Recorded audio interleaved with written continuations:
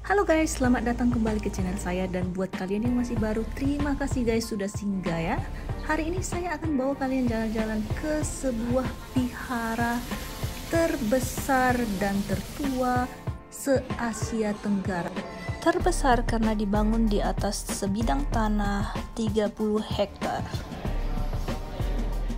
Dan tertua karena ini dibangun pada abad ke-19. Saya sebut vihara karena ini adalah tempat ibadah agama Buddha yang juga sekaligus memiliki kuti. Kuti itu adalah tempat tinggal para biku dan bikuni. Kalau kuil itu juga untuk agama Buddha, tapi desainnya lebih kuno dan lebih bersejarah. Oke, langsung kita cek di mana lokasi vihara ini. Jadi, ini berada di Malaysia dan ini adalah negara tetangga kita. Kalau kalian dari Medan, ini penerbangan hanya 45 menit saja atau 50 menit dari Medan ke Penang. Dan ini berada di pulau. Jadi kalau kalian lihat, vihara ini akan memiliki pemandangan menghadap laut. Biasanya vihara itu sering dibangun di tempat di area yang sangat tinggi, karena memang di area yang sangat tinggi itu udaranya lebih baik. Jadi ini bisa membantu ketenangan pikiran dan orang lebih fokus untuk beribadah. Ini juga merupakan pusat ziarah penting bagi umat Buddha dari seluruh Malaysia. Kenapa di Penang? Karena populasi Cina terbesar di Malaysia itu adalah di Penang, di mana 42%-nya adalah Cina dan 41%-nya itu Malay, dan selebihnya itu adalah suku-suku lain. Menurut saya ini adalah tempat yang juga harus kalian kunjungi karena ini dekat dengan Penang Hill. Kalau kalian mau tahu Penang Hill, saya ada satu video, kalian bisa lihat nanti linknya di bawah ya. Karena dekat, bisa dikunjungi dua-duanya setengah hari masing-masing. Dan saya pakai Grab, biasanya itu bayar 9 ringgit, itu sekitar 25 ribuan atau 26 ribuan lah. Dari Bandara Internasional Penang, kalian bisa ambil Grab, pesan Grab, bisa bayar cash maupun bayar online ya. Jadi kalian harus install dulu Grab app-nya. Terus kemudian kalian bayar sekitar 26 ringgit atau sekitar 86 ribu. Jadi cukup murah. Ini salah satu Grab yang kita pesan.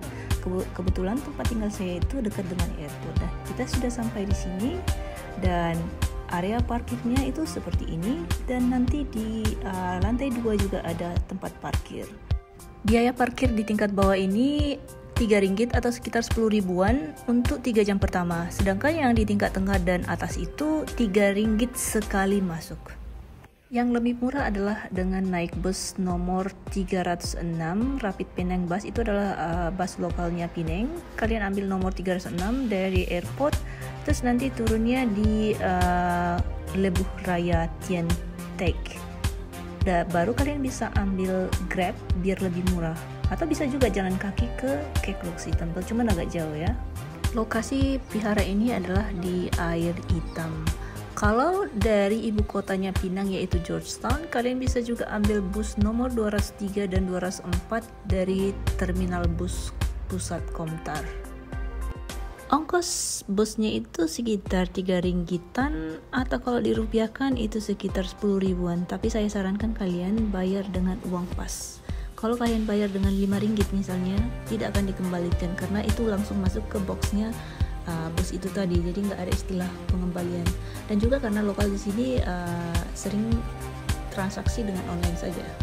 Setelah melalui pintu masuk vihara, kita sekarang berada di kolam pembebasan kura-kura atau sering juga disebut dengan Taman Kura-Kura. Masuk ke vihara ini sebenarnya gratis, namun ada beberapa opsi yang bisa kalian gunakan, seperti misalnya lift miring ini. Kita bayar 16 ringgit pulang balik untuk mencapai patung Dewi Kwan Im-nya yang berada di puncak atau lantai paling atas. Dan yang kedua itu adalah kalau kalian mau masuk ke pagodanya, itu kita bayar 2 ringgit atau sekitar 6.500-an. Salah satu yang membuat vihara ini menarik adalah karena kolamnya menampung ratusan kura-kura, banyak yang berusia lebih dari 50 tahunan. Dalam Buddha Cina, tradisi Pangseng, yaitu salah satu ritual Buddha yang dikenal dengan melepaskan makhluk hidup kembali ke alam bebas atau ke habitat aslinya. Umat Buddha Tionghoa percaya bahwa tindakan welas asih melepaskan hewan tawanan akan menyucikan dosa seseorang dan membawa karma baik. Udara yang segar, suara desir air, dan pemandangan yang sangat cantik dari perbukitan merupakan perpaduan yang tepat untuk menenangkan pikiran dan merasakan kedamaian walaupun hanya sejenak. Saya rasa inilah alasan kenapa banyak vihara itu dibangun di perbukitan, karena memang sensasinya begitu menenangkan. Setelah beristirahat sejenak, kita lanjutkan perjalanan ke lantai atas. Di sini saya beli tiket karena memang cuaca sangat panas. Tapi di sini tiketnya hanya sekali jalan aja, yaitu 8 ringgit saja. Jadi 8 ringgit itu sekitar 25 ribuan atau 26 ribu. Nah, seperti yang saya sebutkan tadi, lokasi ini dibangun di kawasan yang cukup luas. Jadi kita nanti di sini dibawa dengan menggunakan bugi. Tempat ini buka mulai dari hari Senin sampai Minggu. Jam operasionalnya itu mulai dari jam 8.30 sampai jam 5.30. Tapi kalian bisa tinggal di dalam itu sampai jam 6. Jam 6 tutup ya. Jadi tiketnya itu tutup jam 17.30 lah.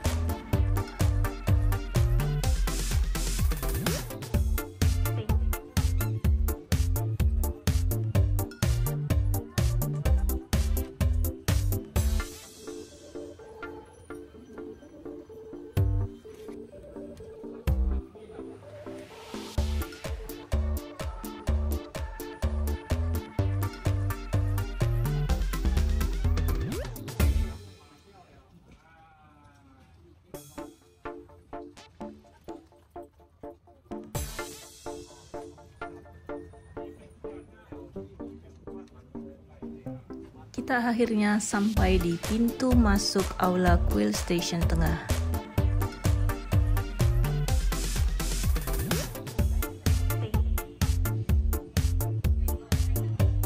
Di lantai ini terdapat toko souvenir besar ber-AC, tempat parkir bawah tanah, dan tempat parkir terbuka. Toko souvenir yang dikelola oleh Quill ini menjual perlengkapan keagamaan.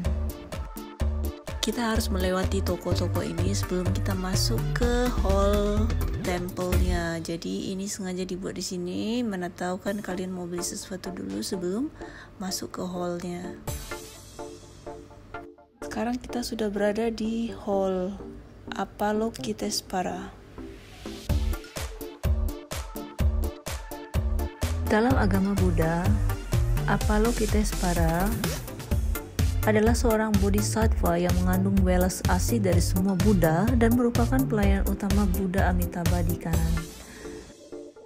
Bodhisattva adalah seseorang yang mampu mencapai nirwana tetapi menundanya karena welas asih terhadap makhluk yang menderita. Kuan Yin dan Avalokiteshvara sebenarnya memiliki arti yang sama yang sering diasosiasikan dengan welas asih. Jadi perbedaannya hanya Guanyin itu dari Asia Timur, sementara Avalokiteshvara itu adalah Sanskrit yang tentunya dibawa dari India. Sama seperti nama vihara ini sendiri yaitu Kekloksi. Kalau dalam bahasa Sanskritnya itu adalah Sukapati yang artinya sama dengan Kekloksi yaitu kegembiraan tertinggi. Jadi ini hanyalah masalah perbedaan antara asal bahasa itu sendiri, tapi maknanya sama. Ada banyak aula doa di seluruh vihara. Kalian bisa menyalakan lilin atau dupa atau menulis permintaan di selembar tisu yang dapat digantung di pohon doa tadi.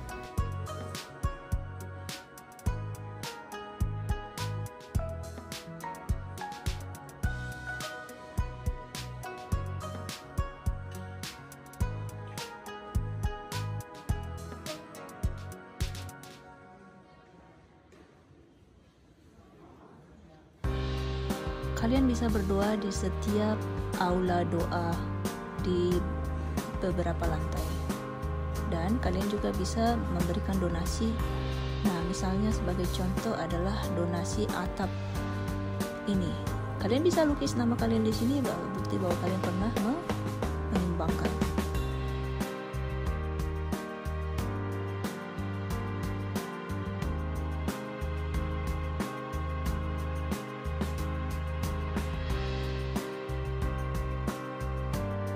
Jadi sebenarnya kompleks vihara ini memiliki 3 bagian utama, yaitu mulai dari dasar tadi yaitu parkir dan kolam pembebasan kura-kura, dan ini adalah bagian tengah dengan taman bunga, beberapa patung dan beberapa ruang doa dan beberapa puncak bukit, dan ini tadi kita akses dengan lift miring tadi. Nanti ke bagian atas kita akan pakai sekali lagi lift miring dengan menggunakan karcis yang sama.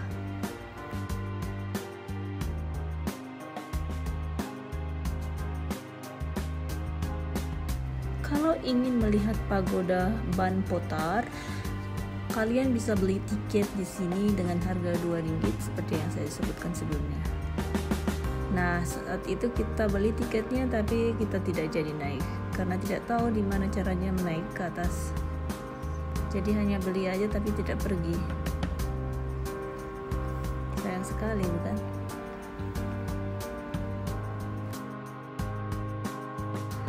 Kenapa pagoda itu memerlukan karcis? Saya rasa karena memang inilah daya tarik daripada vihara itu sendiri, di mana terdapat 10.000 Buddha di pagoda itu. Tapi sayangnya karena kita tidak masuk, saya tidak bisa mendeskripsikan dengan banyak. Dan daya tarik kedua itu adalah Dewi Kuan Yin itu sendiri. Ini adalah aula pertemuan besar tempat diadakannya seminar, pentas pisan, dan ujian agama Buddha.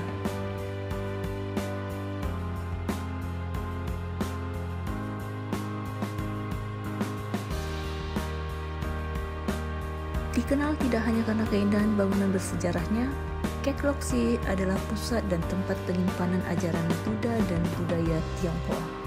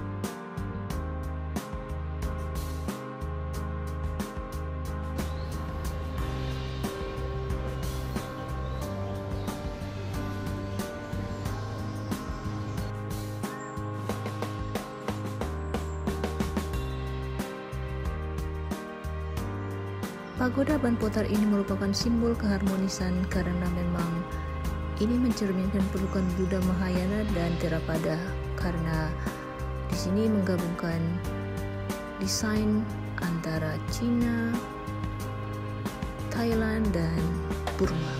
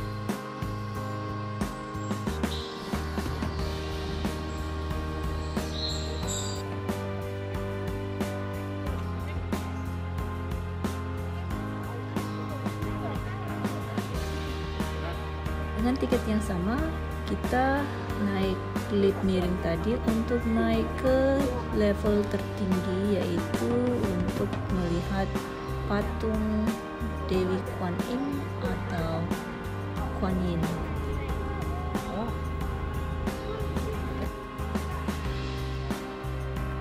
Kalau di Indonesia kita juga punya patung yang sama seperti ini, disebut dengan Dewi Kuan Im, yang letaknya itu ada di Sumatera Utara, tepatnya di Kota Pematang Siantar, dan itu sekitar 23 cm. Sementara ini adalah setinggi 36,5 meter. Jadi lebih tinggi ini. Seperti lantai sebelumnya, ini juga memiliki tempat untuk pemujaan dan juga tempat membeli perlengkapan donasi ataupun keagamaan.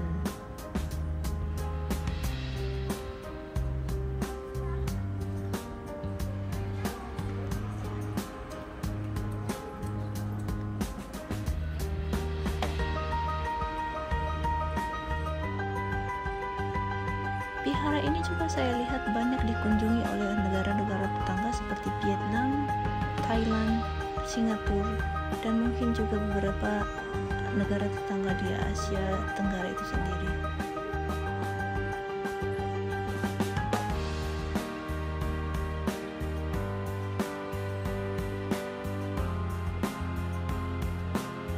Patung Dewi Pengasih ini terletak di sebuah pavilion yang memiliki tinggi 82,7 meter dari pangkal hingga ujungnya. Itu setara dengan tinggi bangunan 20 lantai. Di samping Dewi Kuan Im ada dua pelindung Dharma, yaitu pelindung Dharma Heng dan Hang.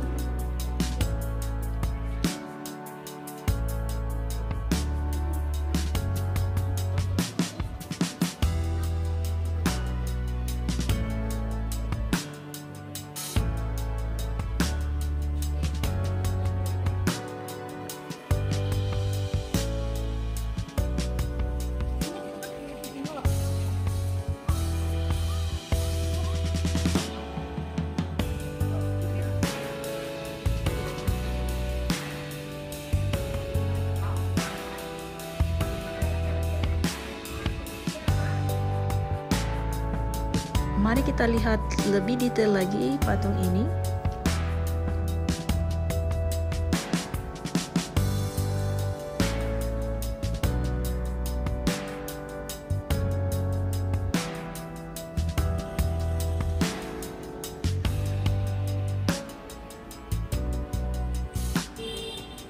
Betapa mega, bukan?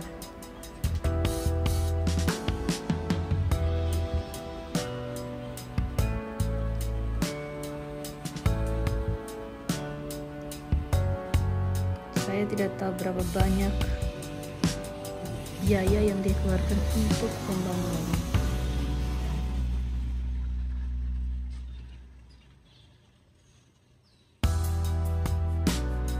Setelah kita rasa cukup, kita akhirnya akan meninggalkan wihara ini dan kita akan memilih jalan kaki. Akan lebih santai dan bisa melihat hal-hal lain di sekeliling wihara.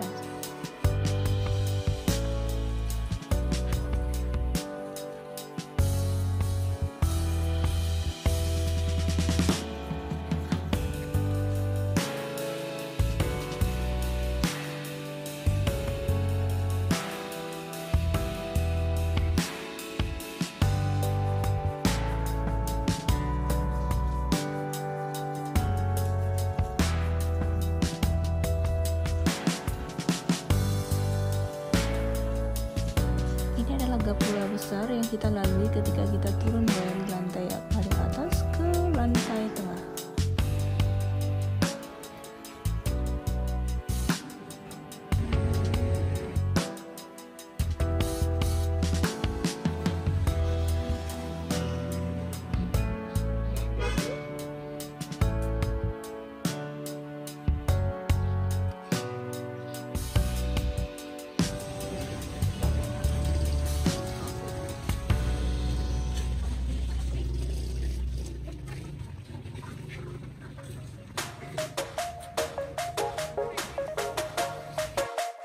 Baiklah teman-teman, sampai di sini dulu. Terima kasih sudah menonton hingga pada saat ini. Terima kasih. Sampai jumpa kembali. Bye-bye.